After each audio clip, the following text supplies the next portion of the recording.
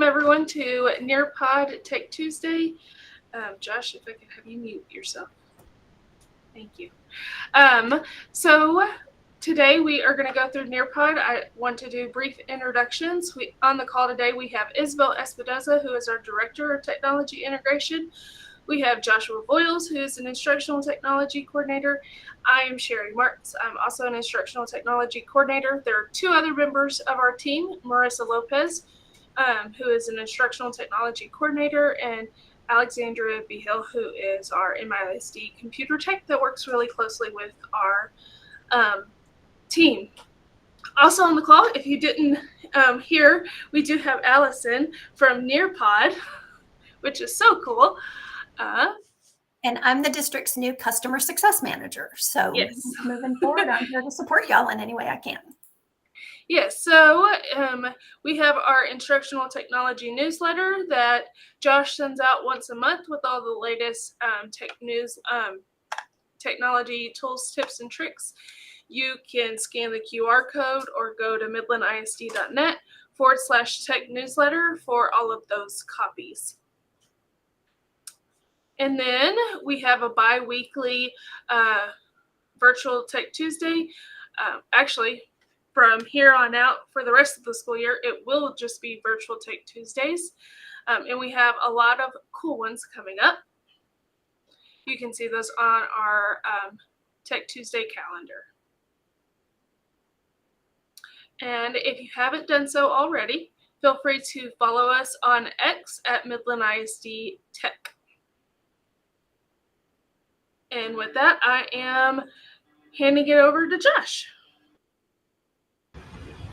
Awesome. Thank you, Sherry. And actually, so today I'm not going to actually make anyone join a Nearpod session with us or anything. I really just wanted to show everyone kind of from my perspective of some of the things that I do with Nearpod and just some of the new stuff that's available. And so I titled this session Nearpod 2025 because we're trying to stay up to date with the latest and greatest that Nearpod has to offer. And so we're going to cover a few different things. I'm going to try not to take too long because I want to get to like 2 or 3 different things. And as Sherry mentioned, Alison from Nearpod is with us here today. So she's going to step in if she hears me say anything wrong. I'm super nervous to present this in front of her, but I think we're going to have a good time. And so yeah, but Alison, if you ever want to share or add something, feel free, and anyone else can ask questions as well if you have any questions. So what I'm going to do now is I'm just going to present my Nearpod tab, and I want you guys to just give me a thumbs up if you can see that. Great. Okay, great, awesome. So I'm here in my Nearpod home screen, and the very first thing that I wanted to show you all today is the new Nearpod AI Create. And so what I'm going to do is I'm just going to try to, I have a lot of like saved templates and lessons that I could go into, but I'm just going to click the plus. I'm just going to make this really basic and easy for everyone to understand. In case you've never done this before, I'm just going to click on the create a new lesson. And I'm going to do this create a lesson from scratch. Now, you see on the top corner there, here you see AI is available. That's kind of what we're going into. So I'm just going to create a lesson from scratch, and hopefully you can see that screen there. Okay, great. And so before we get started, just so that anyone doesn't get confused, I know a lot of teachers like to do the old version. So you see right here at the top, I'm going to try to zoom in here at the top of my screen. You see the little blue button that says go back to old version. If I click that, and I just want to give you an example so that you don't get confused, you'll see that there's no option for the AI create. It gives you kind of the starting point here with that classic view of the slides that you can get started with to add to make a lesson. But you might be confused if you're not seeing the AI create.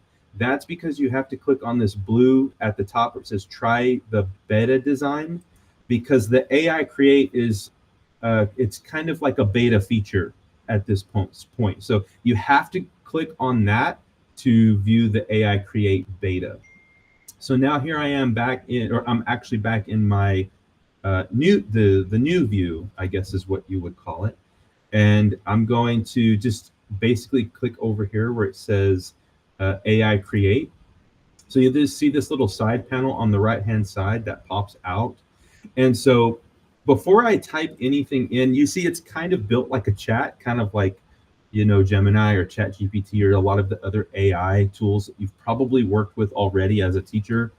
And so I can type in a question there, but before I do that, you see at the bottom where it says I've got these two options. I can choose multiple choice standard or time to climb. And that's really cool because depending on which one of those two options, I can generate questions either for a multiple choice activity or a quiz, or I can go ahead and create multiple choice questions directly for a time to climb. And if you've never looked at Time to Climb, we do have a whole other Tech Tuesday episode about that you can check out. And Time to Climb is basically kind of like a brain break quiz game activity. It's kind of like it's really made to be like almost like a video game where all of the students are in there together racing to climb to the top of a mountain by answering the questions. So I can build these questions right into either one of those. I'm going to start off just as an example with the standard multiple choice. So I was a high school teacher, so for whatever reason, I always think about high school. So let's just give this an example. So I'm going to tell Nearpod, create, let's do 5 questions on Homer's Iliad. Oh, let's do Odyssey. That was a pretty cool one. And I always forget how to spell Odyssey. I think that's correct. Let's go ahead and tell it at a 10th grade level.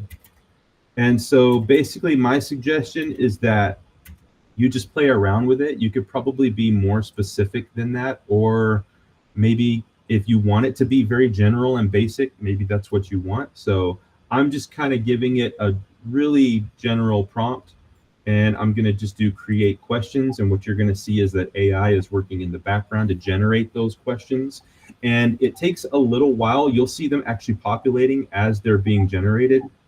And you kind of scroll through. So you can see, and I didn't want to do too many because you actually have to go through and select the ones that you want. So I'm actually just going to select all of these. And you can see just as an example, this first question is, what is the primary theme of Homer's Odyssey? So all of these look really cool. Obviously, and I'm not. Select all right at the top too. See, I'm already getting help here from my co-teacher, Allison. So thank you for that. You said it's at the top, or?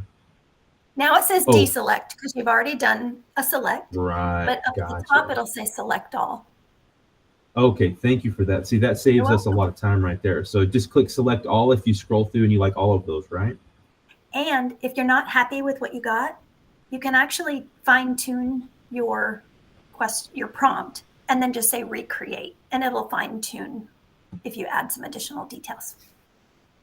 Gotcha. So I don't actually have to save and edit and go back. I can just refine it. You can right now just kind of go in and do that. So if you said, hey, I need it at a 12th grade level or 9th grade. Gotcha.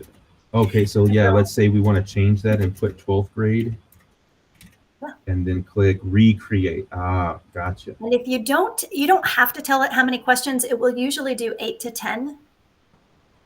And then you can say, I need more questions. You can kind of fine tune your response. So it's very responsive and will help you out. Gotcha. That's perfect. So, and then I guess that's a good example of, I could actually go in here and say, give me a theme of like a history, or make it more for history, or make it more for geography, because it's giving me like the setting of Homer's Odyssey would be the Mediterranean Sea as an example. So you could probably get a little more specific to whatever you're teaching, right? And if you do like math word problems, it can do those for you too. And you can say with a theme of zoo animals or something. So it'll create, or if there's something like the Super Bowl or something like that, so that if you have questions that you want to tie to a time of year. So I guess, for instance, like create questions on, I don't know, maybe fractions or something. What do you think? Yeah, so you could say solving fractions, and I'm trying to think of the answer, or whole number addition with 2 digits in each, problem or something like that. And then you can say with a theme of animals. Interesting. Okay. And we're just throwing things at it now. Right. But, and it doesn't matter how many, right? Because we can still add or pick the questions we want. we might have been, we've confused it a little bit, because now what we did by saving that one, it may have combined them. So I'm not sure if it totally replaced. It should have replaced. So it actually looked like it did a pretty good job of keeping everything separate. Good. And so that's great. So I could actually select all and then deselect all. Mm-hmm. And then once again, just like if we wanted just the math questions, go through and select the ones that I want from there. So like say if I did those 4. Yeah. Exactly. We can still kind of filter those out for the quiz that we're creating, right? Mm-hmm. Right. And for teachers who might be teaching a novel, it'll actually even create questions for a particular chapter in a book. So that's amazing. Also yeah, it's very responsive, and you can be pretty specific. Awesome. Or so then I would just, I'm sorry? I said, or you can be general and then fine tune. You can just add additional things. You can edit your prompt rather than change it completely, but you can just kind of continue to fine tune it until you get what you like. And then you just hit your save and edit questions. So save and edit, and then now that's going to load up into a multiple choice. And then kind of like what you were saying, I could come back here and edit the question. I could add an answer. So say if I wanted to add like another option. So there's still those options to do that. I can add an image, an audio, or media, just like I would before. Absolutely. And then I believe I would go over here to save and exit. Or no, let's see. Save and exit. Okay. Yeah. Or you can add additional slides. You can add additional things. What I thought was really cool. So let's say we go back. So there it is on my homepage. You can see where it's ready to be taught. But if I go back into the edit, basically back where I was before, right? What I thought was really cool is, so I created a multiple choice activity. But if you click on these 3 dots on the slide, you'll see where you can actually, it gives you the option to, you can convert that to a time to climb right from there. Like say if you didn't click time to climb from before, and you can actually convert that to a quiz. So now if I go to my quiz, I can see I've got the 1 activity, and then I can go into that and it'll still be a multiple choice. But what I thought was really cool is now I'm on the quiz screen, right? If you've never used the quiz screen before, you've got these other options on the right-hand side here, where now I can actually add multiple quiz activities into this one quiz. So you're still building out your slides activity by activity, but I could also drop in like a poll. I could drop in another multiple choice, fill in the blank. And so I'm adding all of these activities to this quiz, which I thought was really cool. And so, and another thing, and this will show up again later, there are, I don't know if a lot of teachers know about these yet, but you've got these, I know they've been there for a little bit, right? But there's these new math manipulatives in the red. So I could add like an algebra tile to this. Obviously, we probably, if we were creating something about the Odyssey, we wouldn't be adding those, right? But just as an example, there's base 10 blocks, algebra tiles, color tiles, and fraction tiles. And so I could add all of those activities into this one quiz, but then I can go into that question or that activity type and then look at the types of tiles that I have right in that activity. And I can still add an image or audio to that as well. I could enter the question at the top. I'm not gonna lie, I'm not that great at math. So, but I thought that was really cool, just to have all of those quiz activities and to kind of be able to use the AI to build whatever parts of the quiz you want, and then still add other parts to other activities to the same quiz. Does that sound correct, Allison? Is there anything you'd want to add Absolutely. to that? So, right. And those math manipulatives are now available that you can add them to any lesson that you edit, any new lesson you create. And you can also just launch a lesson that you don't even have to put a question in if you don't want to, but you can actually just display one on the board, have students, talk about how they're going to do it, or they could just open a lesson with just the mat and solve a variety of problems that the teacher prompts them to solve using those, manipulatives. So they're great new tools for you all that you've had since January with the math program. Awesome. Okay, I knew I couldn't remember exactly when they came in because I've slept since then. But. Just very new. Awesome. So and then I can save and exit this, right?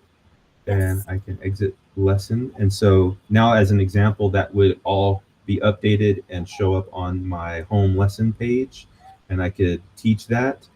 And then I'm glad you brought that up because another part that I kind of wanted to go into is, well, actually, before I get ahead of myself, I did want to show you guys the time to climb part. So let's say I wanted to come in here. I could create a new one from scratch, or I could just go back into that other one where I had showed everyone a while ago. If you remember, it said convert to a time to climb. But let's say you wanted to just create it from scratch. I could go ahead and just do this AI create again and click the time to climb option. And let's say I go ahead and do, create 3 questions about Homer's Odyssey, if I could remember how to spell it, right? So it's going to create those questions, and then, but now it's going to go right into a time to climb. So I'm just going to go ahead and select all, like Allison was saying earlier. So now I know how to do that. And then we'll just say save and edit questions. So now I'm actually on the activity bank for a time to climb, right? And so now I can scroll through these. I could actually collapse that and just scroll through. And I thought this was really cool because I guess on the time to climb, you can add a reference image to that as well. So I could go to my little browser and choose to upload, for instance, like an image of Homer or something like that that might go with that question, right? And once again, just like on the quiz, I can edit these questions. I can edit the answers or the choices. I can add answers and add an image to all of those, because I'm the type of teacher that's very visual, and I like to add a picture so that my students can kind of see what the question is about. So you could do that on all of those. And then I could do, I could actually preview this time to climb, right? And then it should give me a preview of kind of what the game will look like, I think, to the students, if I'm not mistaken. It's taking a bit to preview that for some reason. It's taking a little.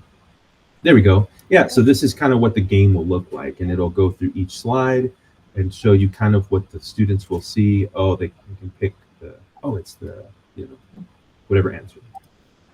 So I'm trying to figure out how it goes to the next slide. I think you can kind of slide through Right. it in the preview. Mm-hmm.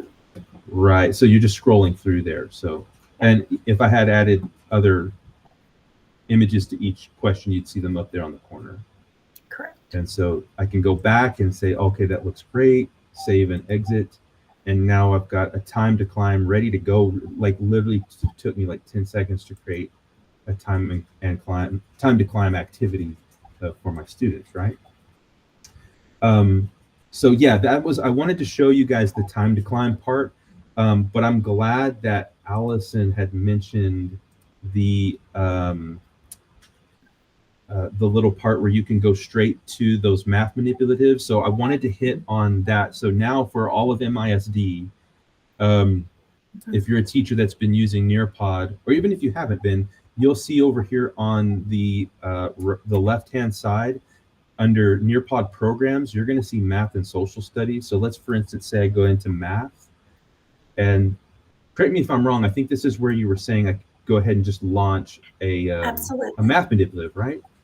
Mm-hmm. Exactly.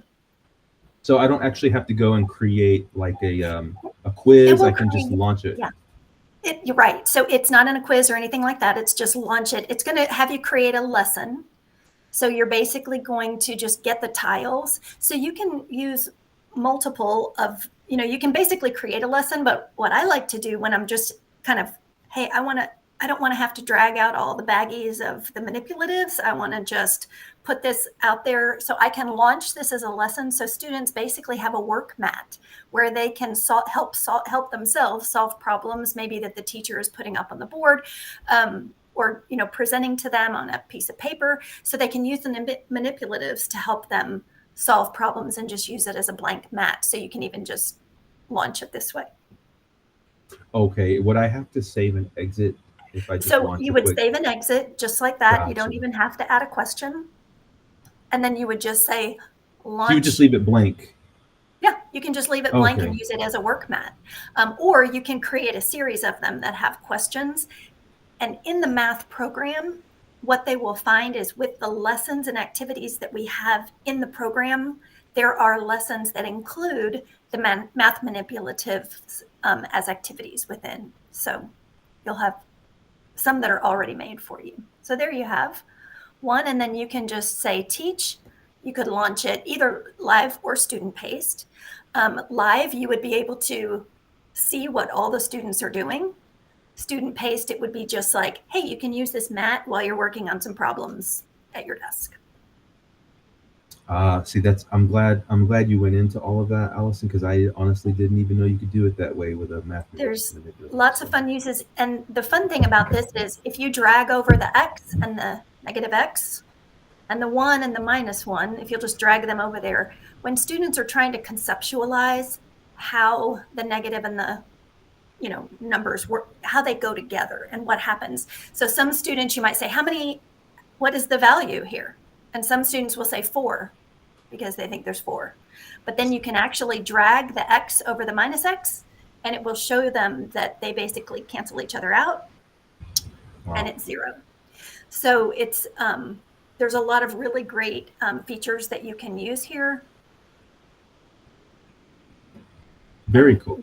Make this work for you. So, and we've got a blog, I think, on using the math manipulatives that we can make available as well. So, awesome. And the math program as a whole, those lessons will start to show up in teachers, like if they're doing a search for a topic, they'll see some of those lessons. But the beauty of the program is really in, like when you click on the math program, it's designed to be kind of unit studies. So teachers can go into, the math program and find it's basically a complete supplemental program for math. And everything in the math program is new in addition to what you had covering math in the regular Nearpod library. So lots of great new resources. Gotcha, right. And of course, for us, obviously, all of this is supplemental in both of those social studies and math programs. Mm-hmm. And your 4th and 7th grade teachers will have social studies for Texas. We're the only state that got a special piece added into for our state specifically. So amazing. So I was actually going to go back and look at that real fast. So I saw where you can see the teacher part where you would view what the students were doing in there, and of course they could highlight and all of that.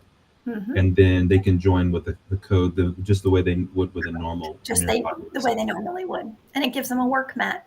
Or a teacher could actually display one from a computer, like a common computer that students could come up and show their work and things like that and share how they solved problems. So great option there. Amazing. So I would go over here to like social studies. And then, of course, it's broken into grade bands for social studies.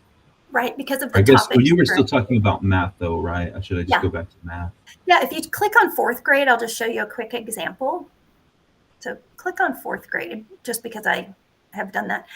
And then you can see the different major topic areas. And within each of those topics are bundles. So if you click now on the blue on the top, operations with whole numbers, and social studies works the same way. You get a topic, you get topic bundles, and then here you get subtopics. And you can see within each of these, there are aligned resources. So when you go in and click on one of those, you'll have one featured lesson. Plus, as you scroll down, you'll see activities, quick checks, which are a pre and post assessment, which is nice to have. You'll have centers for some. At the elementary level, you'll have centers. Those are actually include directions. And then you may have an additional video lesson, something like that. So lots of things that are already bundled together for the teachers. So they're not just going in and doing a Nearpod search and randomly trying to patch things together. These are all really thoughtfully prepared. The centers have directions for the teachers so that they can look to see how to use them. And then it's basically a game where two or more, like two players can play at the same time.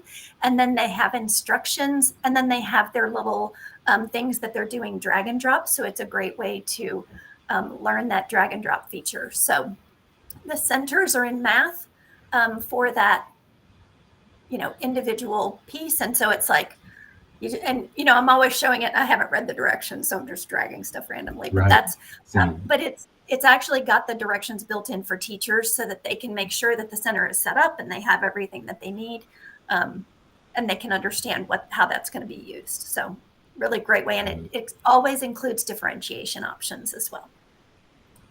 So that's fantastic because everything here is really cohesive, and so the activities and everything is going to go together. Very aligned, standards based. Yeah, exactly. Right. And then I thought this was really cool, like the quick checks. You can see even before you click into it, this is like a lesson, and then this is going to be a time to climb, the game that we just kind of looked at. So and you can add all of these from here. Exactly. Yeah. So it's already set up, and those two are also set up. Those quick checks are basically a pre-assessment and then the post-assessment, so they can get a score on their time to climb and you can see how they did. So it's a really great way to kind of gauge where they are. They can also be used, these components can be used by interventionists, folks who are doing small groups. It's a great way to kind of supplement what they're doing in the classroom.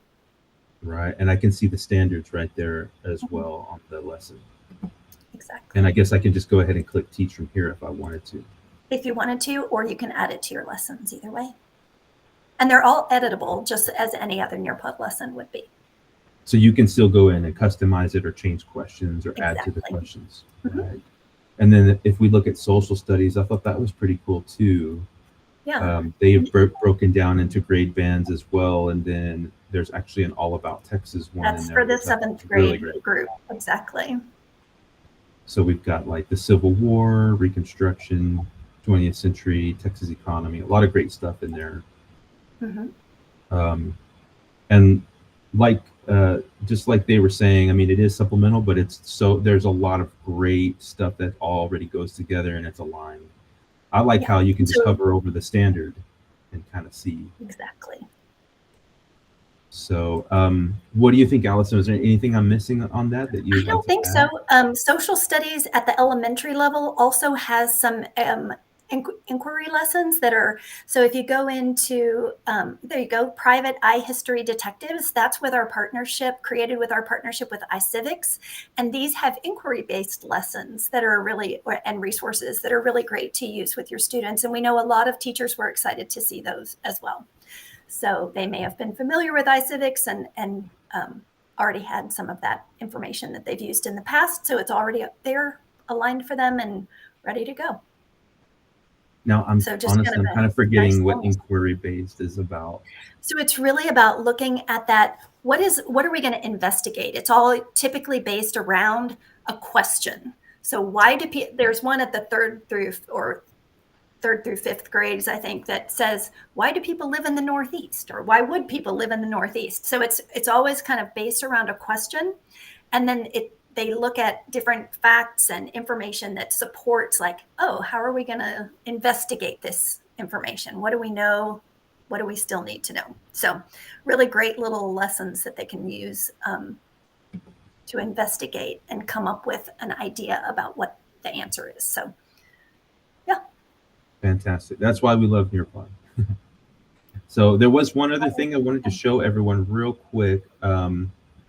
And that is it's really easy to find. If we just go back to for some reason, it's not letting you go. Oh, I'm already on my homepage. That's why. Yeah. So if you just go up here to your search, you can see I've searched for this before already, but you can just type in Texas Test Prep here at the top. And I know I just wanted to hit this real quick because we're getting ready to go into testing season, obviously, right? And it's taking, I don't know, I think my internet's just a little slow today. And I apologize, Allison, I might have talked over you a few times, but Oh, no. it might be because there's a little bit of a delay. But No worries. this should filter out all of the Texas Star for us specifically. And there's a beautiful whole lessons. host of lessons for 3rd through 8th grade, especially. I don't know what it's doing there. Yeah, And while that's going on, I'm going to tell you one quick thing that's coming is that we just found out, and it has just been released, that for multiple choice quizzes, the multiple choice option, you can now add images as answers. AI is not able to do that for you, but if you just go into multiple choice now, you can use images. And I know teachers have been asking for that for years. So that's a good thing. And here it is. Finally. So I didn't actually know you could do that. That's amazing. That's a brand new feature for the images. And that's open right now, or it's coming Yeah, it very just soon? came out. Mm-hmm.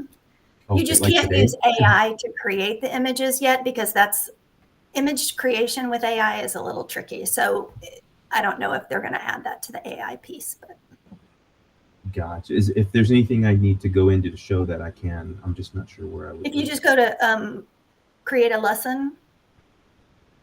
Whoops, I just did from scratch. I hope that's okay. Okay. And then what you're going to do is over add content and activities on the choose the tile or add new. Yeah, that's perfect. And you're going to go down to quiz. So the quizzes and games section and pick multiple choice up a little bit more. It's that orange right above memory test. Keep going. There's multiple choice.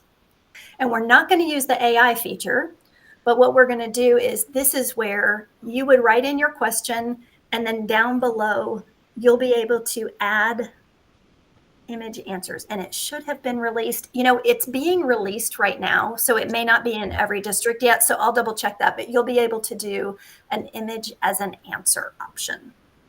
Amazing. So we should see that come out like any day. Very soon. Yeah. I guess the servers have to kind of filter out, right? And for big releases, it kind of goes, they do it in groups of districts at a time. So they may not be quite through with that, but that would be very soon. So I know Amazing. Teachers have been anxious about that. Amazing. Awesome. Well, that is all I have. Allison, if there's anything else you want to add, I think I'm pretty much done. No, I think that's a good review. Awesome. Well, we just want to thank you all for being, I know we've kept you all just a few minutes over time, so we'll let you go if you have to go, but feel free to stick around if you have any questions afterwards. And we just want to thank everyone for joining us on this Tech Tuesday. And to Alison Hern, thank you as well for joining us today. And we'll see you all next time.